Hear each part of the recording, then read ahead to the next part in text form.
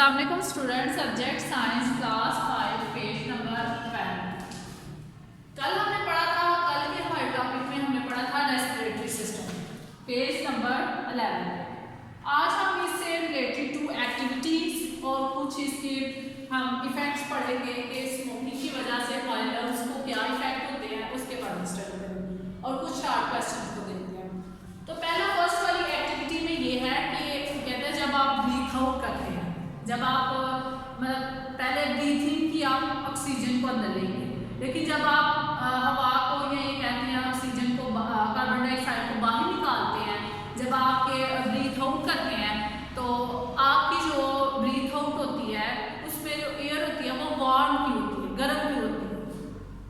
तो इस एक्टिविटी को करने के लिए उसने कहा है कि जब आप ब्रीथ आउट करें, जब आप बाहर निकालें हवा को, ठीक है, एयर को, तो आप क्या करें, अपने हैंड को अपने माउथ के पास लेके जाएं और आप फील करेंगे कि आपकी जो एयर निकल रही है वो एयर क्या है, वार्म है।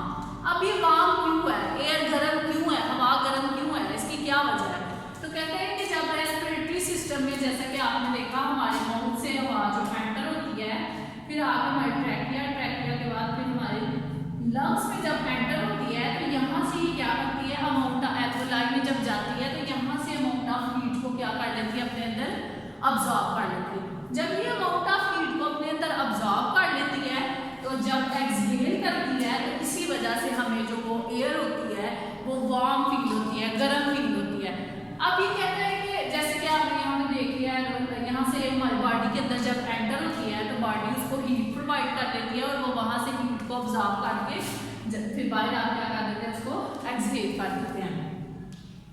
लेकिन ये सम टाइम आप ये भी कह सकते हैं कि जब हम इनहेल करते हैं तो आप जो एयर लेते हैं वो एयर जो है जब इनहेल के अंदर वो बहुत कूल्ड होती है, बाहर का अगर टेम्परेचर बहुत कूल है तो हमारी जो एयर एक्सहेल हो रही होती है वो हमेशा क्या होती है, गर्म होती है। तो इसका ये है कि बाय इनहेल तो आप कूल्ड एयर कर रहे हैं क्योंकि बाहर के टेम्परेचर से, लेकिन जब हमारे लंग्स के अंदर जाती है वहाँ से वो अमाउंट ऑफ हीट को क्या कर लेती है, अपने अंदर अब्जॉर्ब करना शुरू कर देती है। फिर अमाउंट ऑफ हीट को जब वो अब्जॉर्ब कर लेती है और जब आप एक्सहेल करते हैं तो इसी वजह से वो आपकी जो एयर होती है, जो बाहर निकल रही होती है एयर, वो क्या होती है, वार्म होती है। उसके बाद कुछ उसने कहा है, डू यू नो, आप जानते हैं कि अगर हम स्मोकिंग वगैरह या कुछ ऐसे पर्सन हैं जो स्मोकिंग वगैरह करते हैं तो स्मोकिंग की वजह से हमारे लंग्स को या हमारे रेस्पिरेटरी सिस्टम को क्या इफेक्ट होता है। तो इसको देखते हैं। कहते जब कोई इंसान स्मोकिंग करता है या कोई पर्सन स्मोकिंग करता है तो स्मोक के अंदर वो स्मोक क्या कर देती है, यहाँ पे लास्ट में जाके आपके जो एल्वेओलाई होते हैं, एल्वेओलाई के आते हैं सैक लाइक एलिमेंट थे जिनको एल्वेओलाई का नाम दिया था।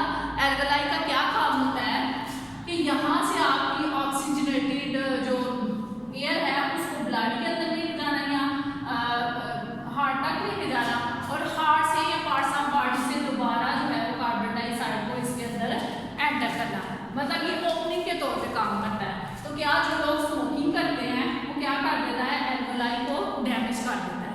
वो मतलब ऐसी ओपनिंग जिसके अंदर आपको ऑक्सीजन जो है वो हवा जो है ऑक्सीजन जो है जो भी आपने ली है वो कभी बाहर जाती है, कभी अंदर जाती है, या आपकी कार्बन डाइऑक्साइड बाहर जैसे आप एक्सहेल कर लेते हैं तो वो क्या करता है कि वो जो आपकी एल्वेओलाई है उसको डैमेज करना शुरू कर देता है। जब आपको एल्वेओलाई डैमेज होना शुरू हो जाती है तो आपको कफ होना शुरू हो जाती है, ठीक है, कफ खांसी होना शुरू हो जाती है। उसके साथ साथ आपकी ये सारा रेस्पिरेटरी सिस्टम, सांस लेने में आपको ब्रीथिंग आप सही नहीं ले सकते, ठीक है, शॉर्ट ब्रीथिंग आना शुरू हो जाती है और उसके साथ साथ आपको वीकनेस होना शुरू हो जाती है, ठीक है। ये थी जिसकी वजह से ऐसे लोग जो यूज़ करते हैं, ड्रग्स वगैरह यूज़ करते हैं, स्मोकिंग करते हैं तो उनके एल्वेओलाई खराब हो जाते हैं, ठीक है, डैमेज कर देता है, जिसकी वजह से उनको सांस लेने में प्रॉब्लम होती है क्योंकि मेन रोल को प्ले कर रहे होते हैं एल्वेओलाई, ठीक है। अब हम देखते हैं कुछ हमारे उसी पेज के ऊपर दो क्वेश्चन थे जो हमारे रेस्पिरेटरी सिस्टम से रिलेटेड थे। तो टॉपिक हमारा क्या है, human body. Activity answer the question. अच्छा, name question number first, name the organ that make up respiratory system. कहते हैं ऐसे ऑर्गन्स के नाम बताएं जो मिलके क्या बनाते हैं, रेस्पिरेटरी सिस्टम। देखा, मैंने भी आपको बताया, ये पीछे वाले लेक्चर में बताया था, there are different types of organ. हमारे पास बहुत ऐसे डिफरेंट ऑर्गन्स हैं जिनको हम आपस में मीट करके या मेड अप करके हम क्या बनाते हैं, रेस्पिरेटरी सिस्टम।